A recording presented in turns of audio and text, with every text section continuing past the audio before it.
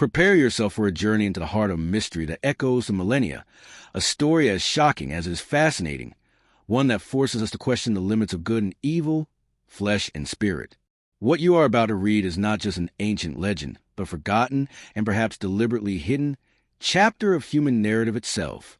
This is a saga of the Nephilim, beings who should not have existed, whose mere presence was a cosmic scandal. The unusual birth of tyrants.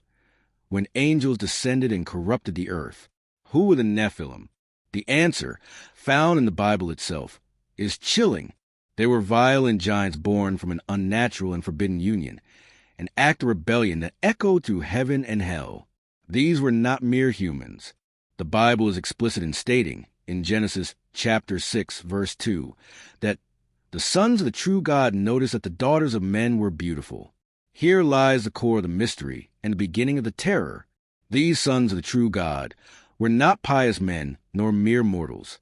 The Bible clearly identifies them as fallen angels, celestial beings who, inconceivably, turned their backs on the Creator. They abandoned their proper dwelling place in heaven, as described in Jude chapter 6.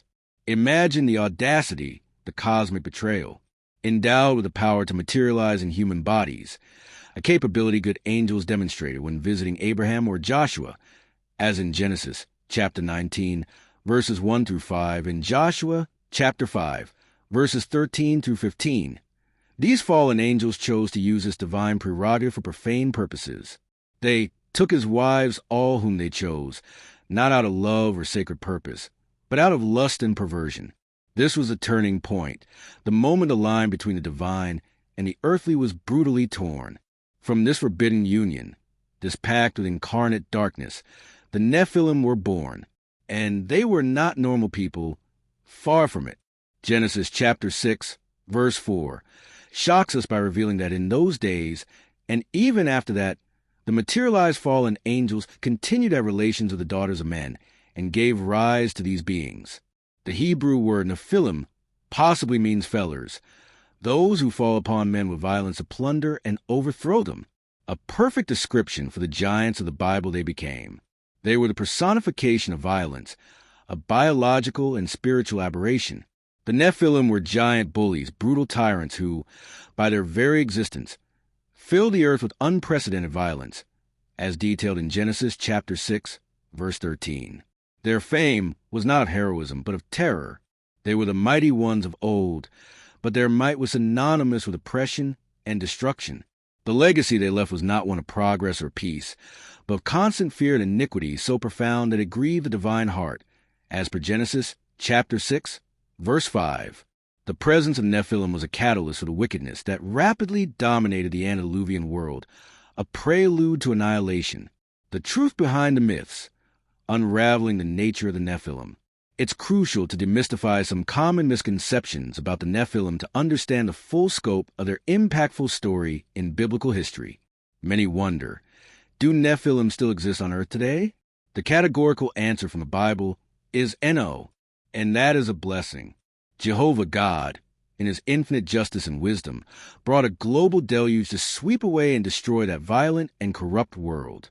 The Nephilim were completely exterminated, drowned along with all wicked people who succumbed to their influence and widespread depravity.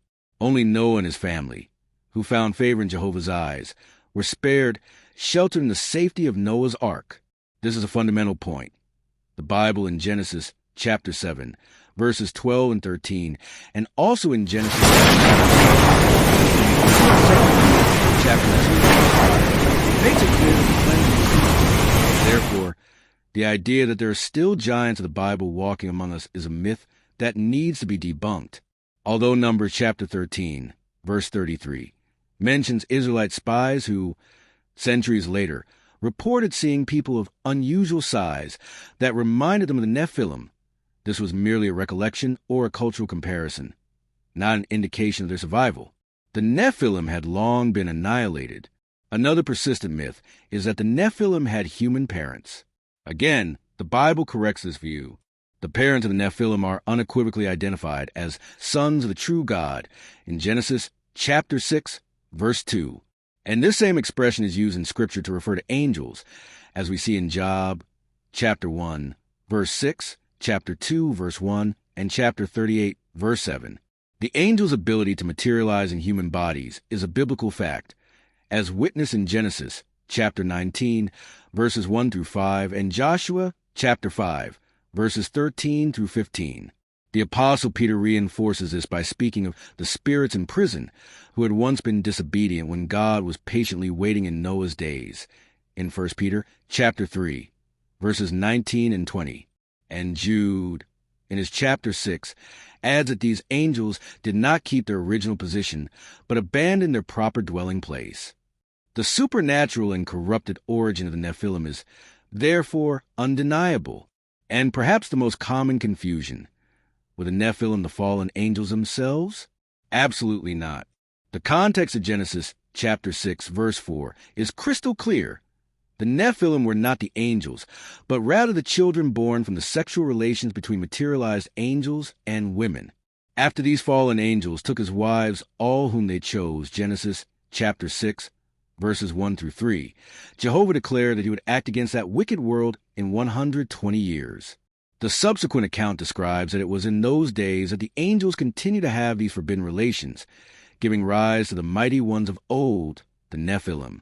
They were the hybrid offspring, the physical manifestation of celestial rebellion and earthly corruption. If you're feeling as shocked and intrigued as we are by discovering these truths from biblical history, don't keep it to yourself. Leave your thumbs up, subscribe to the channel for more revealing content, and share this video with all your friends who love a good biblical mystery. Giants in body, giants in wickedness. The dual meaning of their existence. When the Bible describes the Nephilim as giants of the Bible, it is not just referring to their imposing stature, but as something much deeper and more terrifying. The proportion of their wickedness. Yes, they were physically giant. Imagine a man several meters tall, a Herculean strength capable of crushing adversaries and tearing down fortresses with his bare hands. His presence alone would cause panic and subjugate anyone.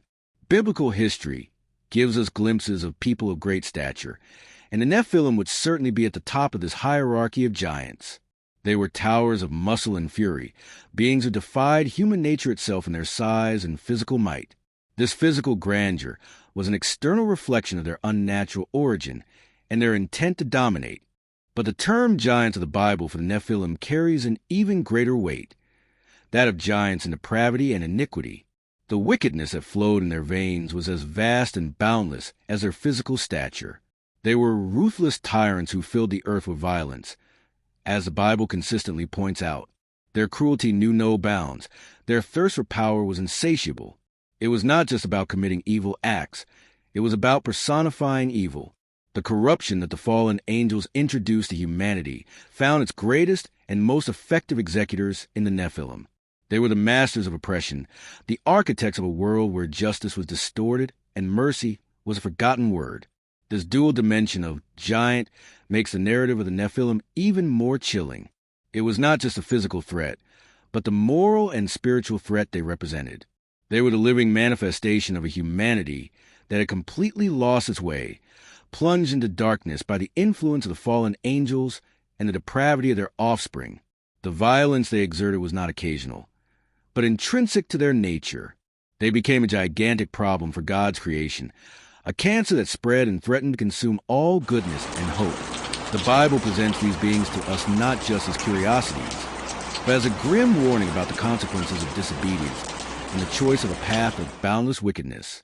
The end of an era, annihilation by the waters of the deluge, the tragedy that the Nephilim and their parents, the fallen angels, brought to the world reached a point of no return. Wickedness on earth becomes so overwhelming that the Bible, in Genesis chapter 6, verse 5, records that every inclination of the thoughts of the human heart was only evil all the time.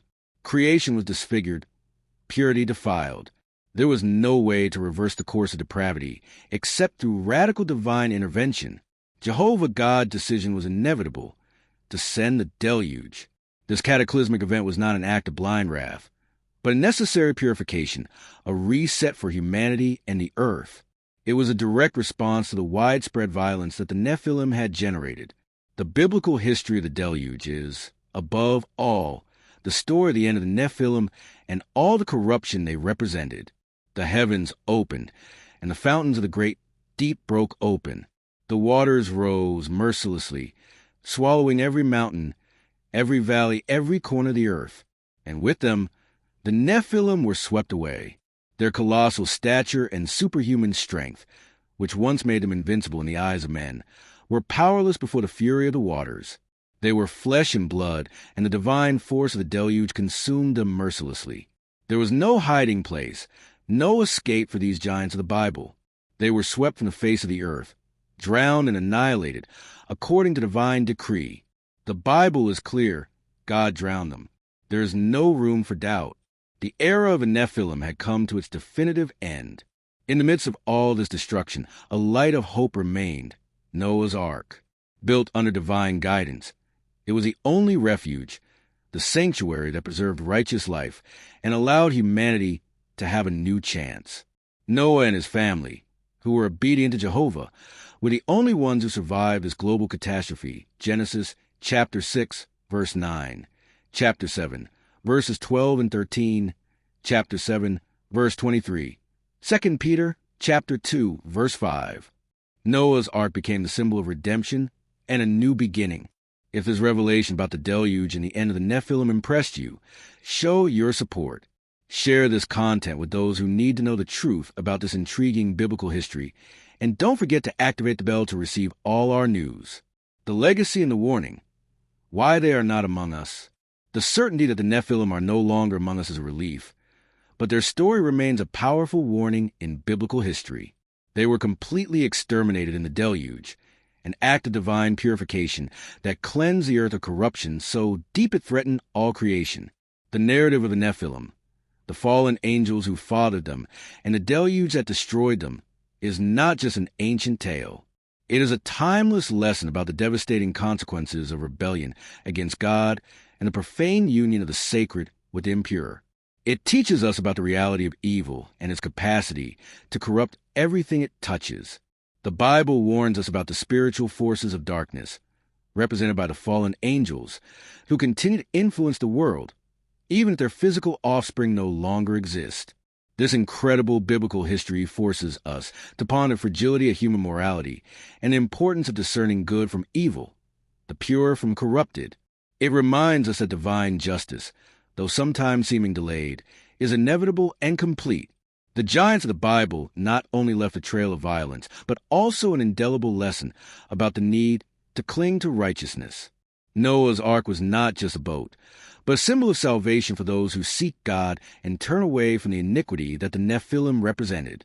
Therefore, the next time you come across the mention of giants of the Bible, remember the true story of the Nephilim, their shocking origin from fallen angels, their violent and tyrannical nature, and their abrupt and complete end in the deluge.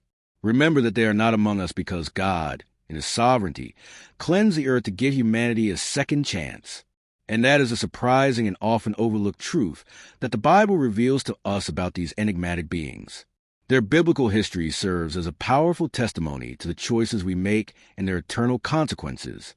The saga of the Nephilim continues to be a crucial chapter, a mirror reflecting the depths of wickedness and the grandeur of divine justice. And so, from Noah's Ark to the present day, the echo of the Nephilim reminds us of the constant battle between light and darkness, a confrontation that began long before us and that the Bible helps us understand. A biblical history that, being so unusual, remains unforgettable. Reflections and daily life lessons. What the Nephilim teach us today.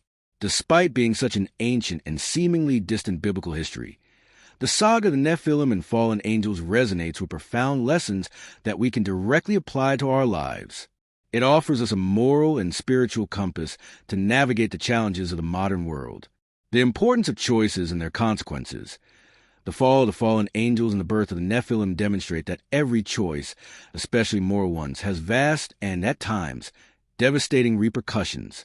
In our daily lives, we are called to weigh the consequences of our actions before acting, recognizing the impact they can have on ourselves and others. Beware of forbidden beauties. The sons of God were attracted by the beauty of the daughters of men, leading to a catastrophic union. This biblical history warns us against the seduction of quick pleasures or gains that disregard ethical and spiritual principles. Not all that glitters is gold, and not every attraction is beneficial. The influence of evil in society, the violence of Nephilim, and the general corruption can spread and dominate the entire society. This is a lesson for us to remain vigilant against the gradual acceptance of morally questionable practices in our interactions, whether at work, in family, or in politics. The nature of true strength. The Nephilim were giants of the Bible in physical strength, but their wickedness led them to destruction. True strength lies not only in physical or material power, but in integrity, kindness, and the ability to resist corruption. The story teaches us that strength without virtue is self-destructive. The need for discernment, knowing how to distinguish truth from myth, as we saw in the analysis of Nephilim, is vital. In today's world, full of information and misinformation, developing discernment to evaluate what is trustworthy and what is pure speculation is an indispensable skill. The value of righteousness amidst corruption. The survival of Noah and his family in Noah's Ark is a testament that righteousness and obedience to moral principles can preserve us in times of great turmoil. Even when the world around seems to be collapsing, staying true to your values can be your salvation. God cares about justice. The deluge was an act of divine justice in the face of unbearable wickedness. This biblical history reaffirms the belief that there is a moral order in the universe and that, in the end, justice will prevail. This can be a source of hope for those suffering injustice today. Recognizing the existence of greater forces. The origin of the Nephilim reminds us that spiritual realities exist that transcend our immediate understanding. Recognizing the influence of greater forces, whether beneficial or malicious, helps us to have a more humble and complete view of the world. The capacity for a new beginning. After the deluge, humanity had a new start. This lesson encourages us to seek forgiveness, correct our mistakes, and always believe in the possibility of a new beginning, both in our personal lives and in projects or relationships. Noah's Ark represents this hope. The eternal battle of good against evil. The story of the Nephilim is an intense chapter in the eternal struggle between good and evil. It inspires us to take an active side in combating injustice, oppression, and corruption, and to promote the values of love, peace, and justice in our own sphere of influence. If this biblical history of the Nephilim and its profound lessons have awakened something in you, don't keep this knowledge to yourself. Act now. Give this video a like to show your support. Subscribe to the channel so you don't miss any of our upcoming revelations, and share this content with your friends and family. Help spread these fascinating truths and the valuable lessons they contain, so that more people can be surprised and reflect. Let's together unravel the mysteries of the Bible and apply them for a fuller and more conscious life.